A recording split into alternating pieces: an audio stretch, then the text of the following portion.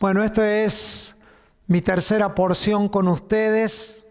Hemos trabajado por módulos, sabiendo por la experiencia que vamos teniendo que no se es eficaz más de 40 o 45 minutos.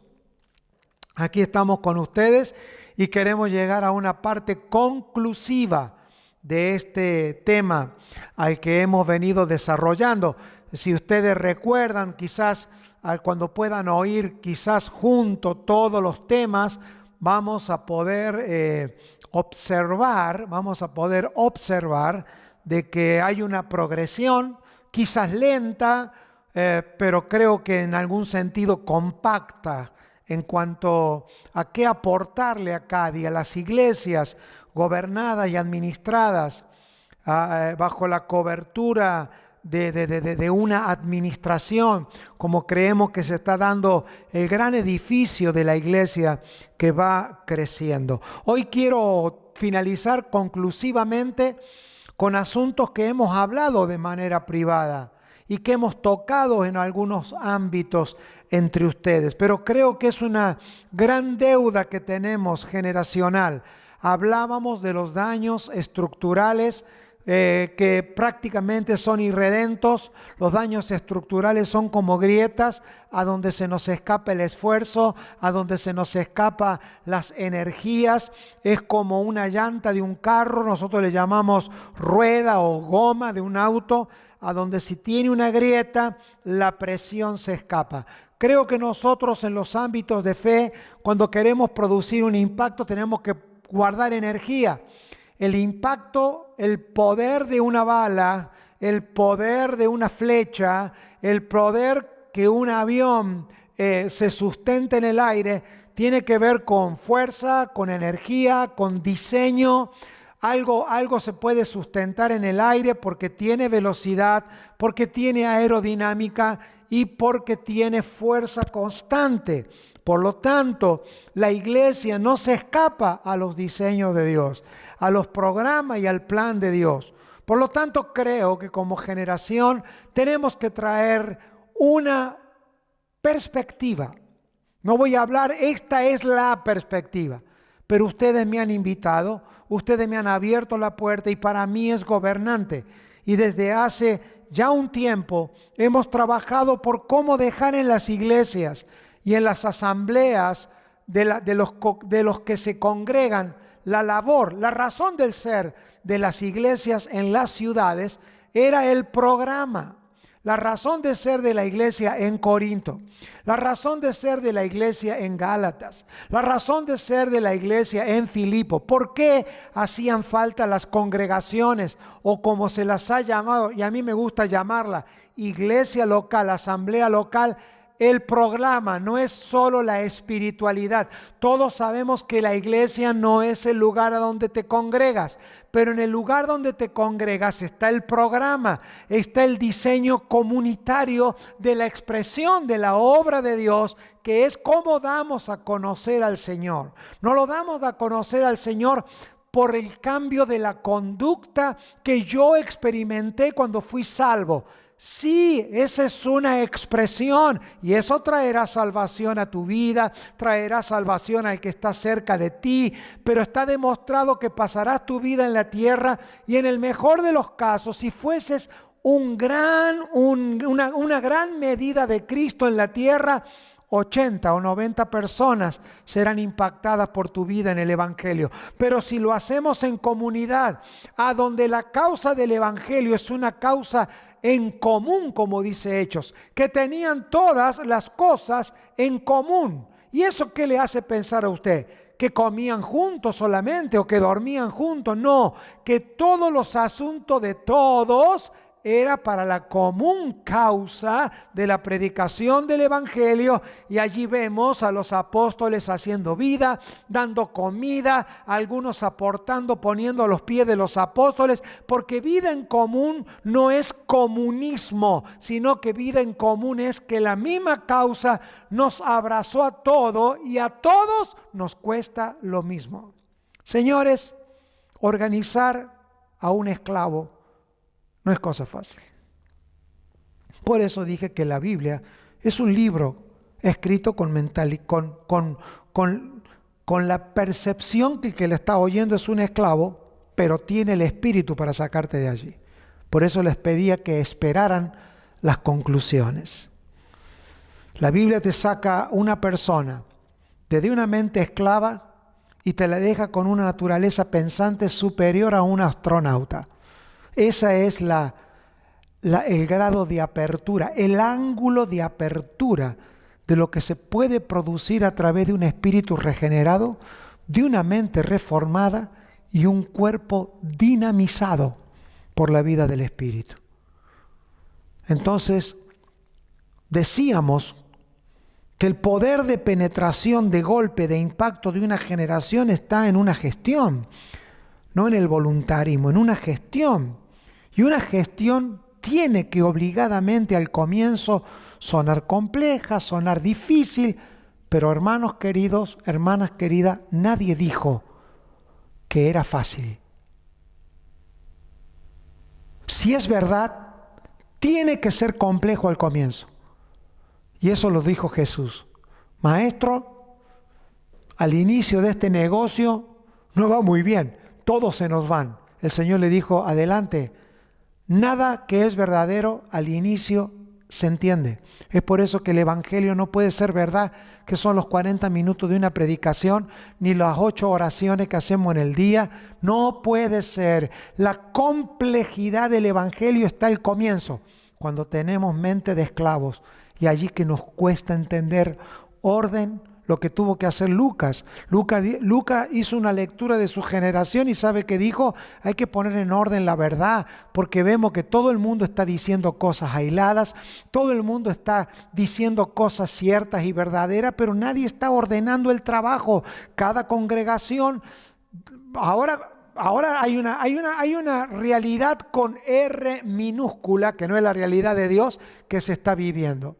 Se replican los mensajes, se predica lo mismo que la cobertura o que el apóstol predicó, pero la gestión cada uno la hace al ritmo que quiere, en el momento que quiere. Subestimamos a Dios y subestimamos a la gente si somos pastores. Y las personas que habitan las congregaciones se sienten cuando vienen a la iglesia que le están haciendo un favor al pastor. Pastor es tú, ¿eh? Y el pastor contento, como si esto se tratara de algo personal, de algo. Yo no conozco a ciertos administradores de empresas que sientan que sus empleados le hacen un favor. Es más, es al revés. A veces los empleadores se sienten que son dueños sobre sus empleados. Pero hay una cosa extraña, y esto es por falta de programa de impacto. Y yo quiero presentarles a ustedes un programa sustentable de impacto puntual de reforma para la buena obra que el Señor nos ha encomendado, que es la manifestación en tiempo y en forma de lo que Dios predispuso desde antes de la fundación del mundo para este tiempo de la historia que nos toca vivir. Para Noé fue un arca, para Moisés fue una vara, para David fue un ejército, para Nehemías fue un muro, para Jesús fueron sus 12, para la iglesia del primer siglo la predicación, y para nosotros debe de haber un diseño. Pero para eso el hombre, la mujer de Dios debe de ser metido bajo un proceso sistemático, ordenado, y les quiero proponer uno en este encuentro en el que estamos teniendo por esta vía, para que volvamos. Algunos de nosotros ni siquiera tenemos que oír lo que vamos a oír ni ver, porque lo sabemos, pero volvamos a ver en qué parte nos hemos quedado y que estamos llegando tarde en los asuntos de la historia. La confusión que hay hoy en la iglesia con respecto a los acontecimientos mundiales alarma, entristece, angustia y da mucho dolor. Quiero presentarles un programa que ustedes van a ir viendo allí durante la exposición. ¿Cómo podemos tener un patrón para un impacto, para una reforma, para una expresión? Primero compartiré con ustedes las 7 expresiones o 6 expresiones que son clave para que todo programa sea sustentable en el tiempo, para sacar de una generación esclava a hombres y mujeres, señoras y señores, colaboradores, embajadores, heraldos, que podamos decir este es lo que queremos ver. Número 1, un hombre y una mujer que haya experimentado la realidad de la revelación. ¿De quién? De Cristo. Número 2, un hombre y una mujer que haya experimentado un vínculo espiritual con Cristo. Es decir, mostrar que se comporta como miembro de la familia de Dios. Número 3, que haya experimentado el que Él es un colaborador de Dios antes de convertirse en un colaborador de un pastor. Es el proceso traumático. Número 4, mostrar que ha muerto a la desorganización en su vida y que puede funcionar en una organización orgánica, como es la iglesia. Que haya superado el trauma de creer que ser organizado es un asunto de la carne, cuando ser organizado es parte de la vida espiritual. Número 5, que haya entendido como una columna en su vida la reforma, como la experiencia personal que nada de lo que hace en la vida lo hace por obligación. Hemos hablado de esto. La reforma es la paz de Dios. Ustedes saben que nosotros podemos vivir 2 tipos de paz. La paz que nosotros en español la escribimos con Z y la paz que se escribe con X, la Pax Romana. ¿Qué diferencia hay entre la paz de Dios y la Pax que te daba Roma? Que la Pax que te daba Roma, por eso lleva la X, es la Pax de Pactum, cuando Roma decía, o haces lo que te digo o mueres.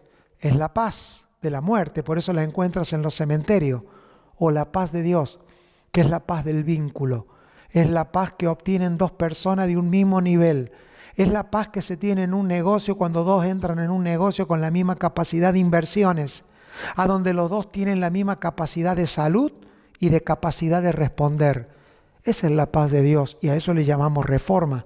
Cuando no estamos en un lugar porque estoy impuesto o porque debo de quedar bien, sino que estoy allí porque ese es el lugar de mi paz. Y número 6, mostrar que yo vivo para tener resultados.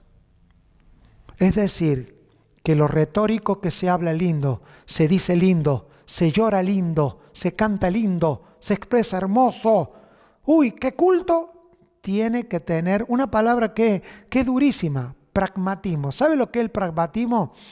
Yo sé que la estoy robando a esta palabra de la filosofía, pero el pragmático sabe que dice algo que es media verdad, por eso el pragmatismo no es verdad.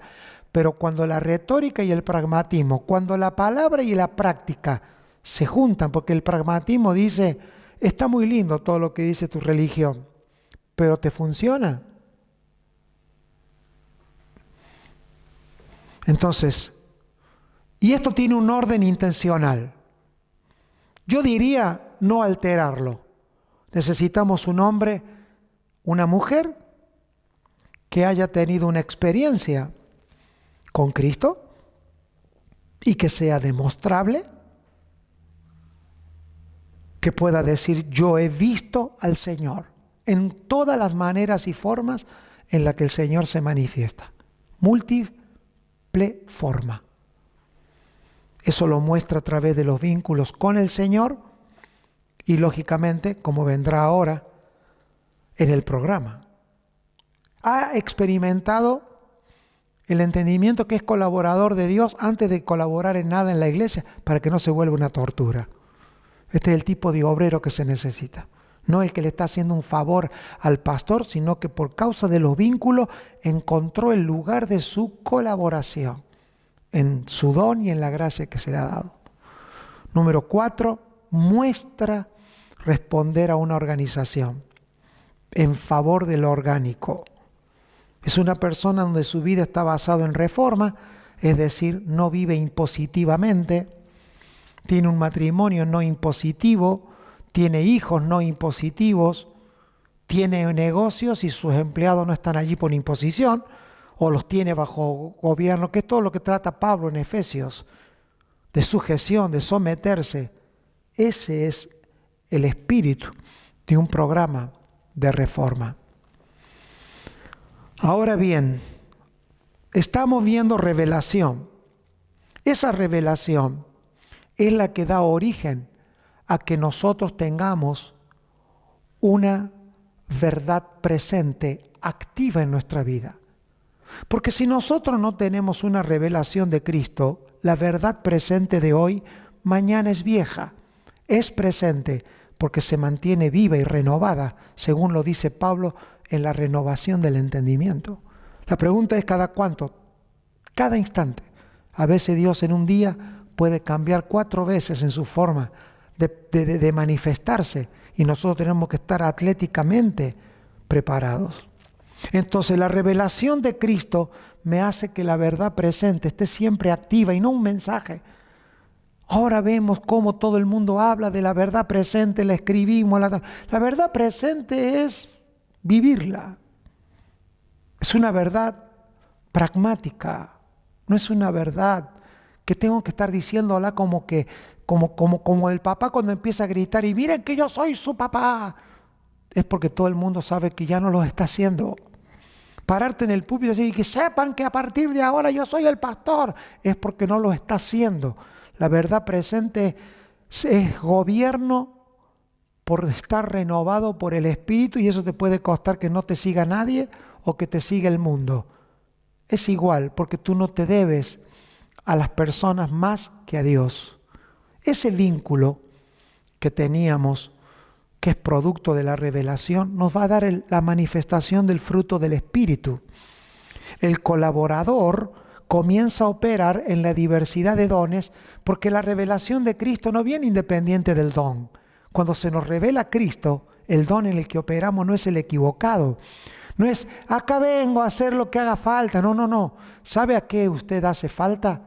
En aquello en lo que Dios se le reveló a usted. Y si usted no sabe para qué está, no debería de buscar la revelación de un don, sino la revelación de Cristo, porque cuando Cristo se revela, el don es más claro y no estamos improvisando en nuestra vida. Esa colaboración y esa diversidad de dones, ¿qué había pasado en Corinto? En Corinto se había violentado el principio. Se operaba en dones, pero al no haber llegado a la madurez de la organización, nadie podía administrar, no podían administrar ni una comida. Ricos en dones, pésimos en administración. Administración que vamos a ver qué significa. Pero el hombre reformado, es decir, no acepto imposiciones, y primero las mías, no acepto imposiciones, quiero ser educado, que me eduquen, que me instruyan, pero déjenme pensar para yo no funcionar en imposición, ni porque estoy obligado. Siempre un matrimonio que está al borde del divorcio es alguien que en algún momento se sintió obligado a estar en ese matrimonio. La ruptura entre un padre y un hijo es uno de los dos sintiéndose obligado y no viviendo en la paz de Dios. Pero el hombre reformado, la mujer reformada, transforma. Es imposible tener un espíritu de reforma y ya no estar experimentando que algo está siendo transformado a tu alrededor. Y los resultados que nosotros vamos a tener nos van a dejar un legado. Nosotros dejamos por legado nuestros resultados.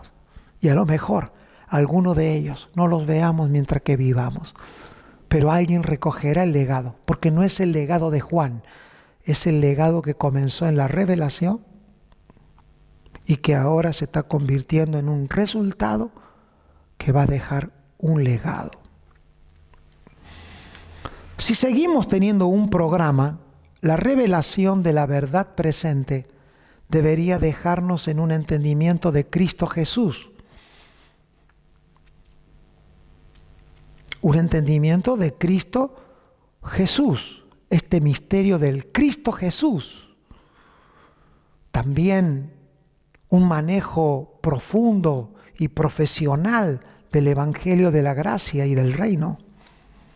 Un entendimiento del nuevo pacto mucho más profundo y progresivo que el que tenemos hasta ahora, que hasta ahora está en la retórica.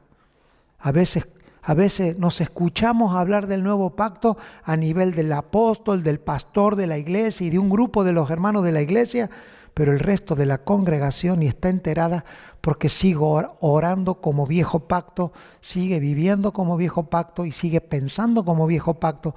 Por lo tanto, recuerde que ignorar los procesos o ignorar lo que hay que hacer es igualmente peligroso.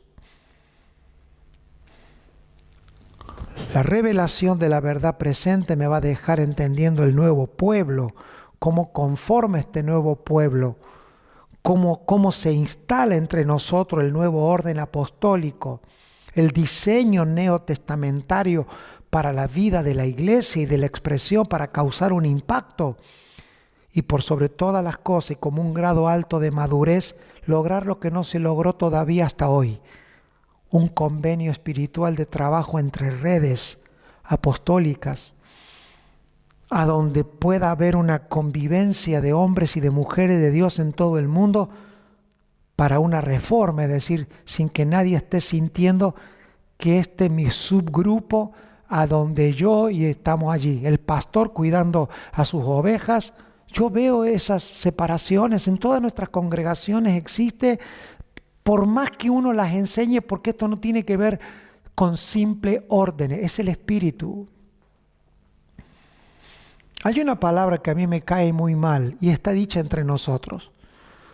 Hay gente que a mí nunca me oyó decir, este es mi discípulo.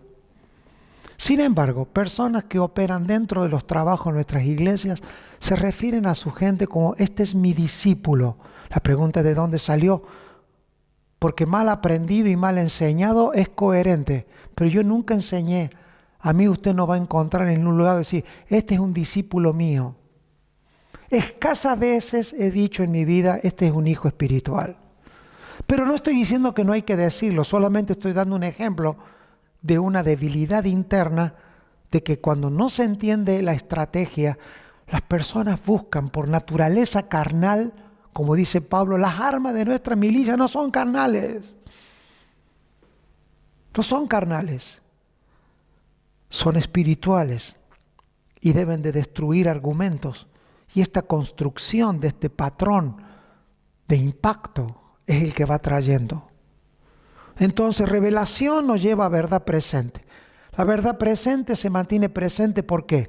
Porque nos revela a Cristo Jesús, el Evangelio de la gracia, el nuevo pacto, el nuevo pueblo, el nuevo orden apostólico, el diseño neotestamentario y trabajar con estrategia en redes. Y estoy usando una palabra que quizás no sea tan bíblica, pero la entendemos. Y si quiere agréguele estrategia para redes sociales, porque las barbaridades a veces nos pasa que en una misma congregación y en una misma institución, 50 personas diciendo lo que creen y lo que les parece sobre un asunto que debe de ser solo tratado a niveles apostólicos y estratégicos. Pero la revelación que produce vínculo y el fruto del Espíritu, ¿qué va a traer? Que vamos a comenzar a tener encuentros diseñados por Dios. Yo le llamo cita divina, pero usted puede llamarle como usted quiera. Esta cita divina que van a producir, comuniones perennes. No tenemos tiempo los de 60 años para de acá 5 años decir, no quiero estar más con usted, no quiero trabajar más, me separo de este ministerio. Por los próximos 40 años yo quiero tener vínculos duraderos. No tengo tiempo para perder, por lo tanto voy a creer que los programas aceptados también van a traer comunión y vínculo con personas duraderas, no con niños que se están peleando a los 2 minutos son amigos, a los 3 minutos se pelean, a los 5 están pidiendo cobertura a otro, al otro. No, mis hermanos, es tiempo que como líderes alcancemos una madurez como patrón de crecimiento donde seamos medibles. Esto va a producir un nivel de comunión maravilloso, confianza entre las personas. Estoy literalmente poniendo límites a la desconfianza en la edificación. Yo cuando he trabajado con albañiles en mi casa o dejo un carro en el mecánico, no ando viendo a ver si lo hace bien. Si lo dejo es por una razón de confianza. No puede vivir en la iglesia con desconfianza. ¿Qué hacen con esto? ¿Qué hacen con el dinero? Ya, si tiene desconfianza de todo el mundo, cada uno haga su propia religión. Pero si vamos a construir un impacto en la sociedad, tenemos que elevar nuestros niveles de confianza. Y esta confianza trae para mí la parte más elevada. Vínculos producen frutos. Los frutos traen citas divinas, comunión entre nosotros, confianza y compromiso. Porque vínculo es un compromiso con Dios que busca una excusa humana para manifestarse. Pero el colaborador, ahí lo va a ir viendo usted en la imagen, mucho más ordenada, cómo esto se construye. Los colaboradores que ubican su diversidad de dones, ¿cómo vamos a saber que es un colaborador según Cristo? Porque trabaja en equipo, es coordinable y coordinado, es movilizable y es movilizador, y siempre es persona que tiene recursos espirituales, emocionales y está dispuesto a repartir lo que algo cuesta. Colaboradores y compañeros de trabajo. Pablo, Silvano y Timoteo. Para mí, los tres de niveles apostólicos. Pero debo de ir más rápido porque el tiempo se va. ¿Qué pasa con un hombre y una mujer que han producido revelación en la verdad presente, vínculo en el fruto del Espíritu, que colaboran según sus dones y se organizan? Una administración. Se obtiene administración. Pablo dice, ténganlo los hombres como administradores. ¿Para qué sirve una administración? Para implementar lo que predicamos, para tener entidades en la tierra que cuestan carísimo, sostener estructuras, mantener una misión y una visión. En el caso nuestro, que tenemos negocios que dependen de la fundación, entender que hace falta estructura, hace falta gente que ya no esté pensando, doy lo que puede, eso dejámoslo para los niños. Aparecen los colaboradores que dividen la cuenta, que ahora que una iglesia, si por una X razón no se puede congregar un mes o 2 meses, las personas piensan en la estructura, tienen roles declarados en la estructura de la iglesia, funcionan, se posicionan, practican pauta, entienden lo que son políticas de Estado en una iglesia, manejan una perspectiva de finanza, como si fuese su propia causa, porque ahora la naturaleza de su obediencia no dice la iglesia de Juan, de mí. Así dicen, voy a ir a su iglesia, ¿sabe, pastor? Hace 37 años que le vengo diciendo a la gente que yo no tengo iglesia. Pero sin embargo el vocabulario está. Somos administradores. Dios nos permitió como institución comenzar algo de cero. De cero. Hoy Dios nos añadió como institución tierras, edificios, cosas, con un grupo de gente que yo creo que esclavo, todavía no llegábamos a esclavo. Sin embargo, Dios se hizo de esa gente a través de los años. Nada de lo que hoy pisamos de esta casa que administro está mi nombre, ni es mío. Podría irme mañana y no me dolería nada de esto. Y de hecho que ya casi ni uso este lugar. ¿Sabe por qué? Porque creo que este proceso ya comenzó en muchos corazones. Pero la organización, sin lugar a duda, y la buena administración nos planta ante una reforma. Y las reformas transforman. ¿Qué transforman? A las mentes para que se pueda trabajar con metas, teologías reformadas, a donde la fe se pueda ser discutida con gente madura, Hay gente que se reúne los pastores y a veces no saben qué decir. No voy a hacer que no se crea como yo. ¿Sabe por qué viene eso? Porque no hay una revelación de Cristo. Hay una revelación de un estatuto, pero no de Cristo. Todo esto tiene que producir una transformación. Porque la reforma y la transformación nos va a llevar a entender lo que significa ser justificado más que perdonado. Doctrina de la gracia más que de la salvación. Doctrina del reino más que mi propia huerta. Y mis hermanos, los resultados que dejan legados dejan el esperma o el genoma de líderes reformados. Las iglesias comienzan a multiplicarse en ministerios apostólicos como Dios nos está empezando a permitir a ver. Están naciendo en todo el mundo grupos de hermanos congregados. Grupos que se congregan sin la necesidad de tener un pastor al diseño. Y yo no estoy diciendo que eso está mal, estoy diciendo que la nueva cosecha de la nueva generación se está viendo. Establecimientos y vehículos educativos. Esto lo decíamos en el año 2014, la necesidad que las iglesias se introduzcan en la educación. Pero no porque queremos tener una iglesia, una escuela evangélica. Nosotros hemos estado considerando por años el material. Hoy usted no le puede leer a un niño. Yo cuando era chico me contaban la historia de David y Goliat y yo me reía, la disfrutaba. Hoy un hijo te dice, pero papá, 6 años, 5 años, papá, y Dios le gustaba que David matara. Porque cambió la configuración del humano. Y ahogó a todo el mundo, el Señor. Sí, pero Dios es amor. Y la pregunta, a nosotros no funcionó allá. ¿Y ahora? ¿Tenemos que cambiar la Biblia? No, tenemos que cambiar la vida con la que vemos la Biblia. Publicaciones y medios de comunicaciones que sean justos, más exactos.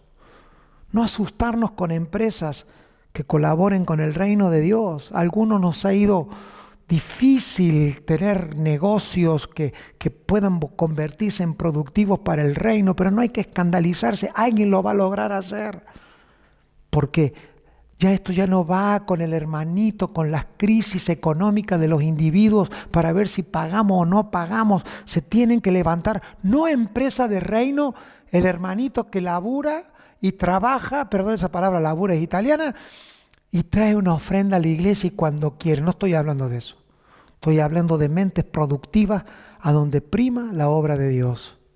Como lo hemos hecho muchos de nosotros, entregando nuestras vidas, dejando lo que teníamos para que algo fuese hasta hoy. Trabajo y obras sociales. Misiones apostólicas en todas las naciones de la tierra. A través de los vínculos que son el producto de la revelación, la colaboración, la organización, la reforma y los resultados. Mis amados, les dejo mi palabra de oración, declarando que sobre sus vidas va a haber añadidura.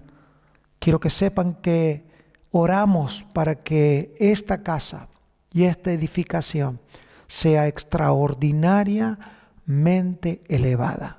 En Cristo Jesús. Amén. Saludo. Veremos el fruto de estos días. Gracias y paz de Dios para todos.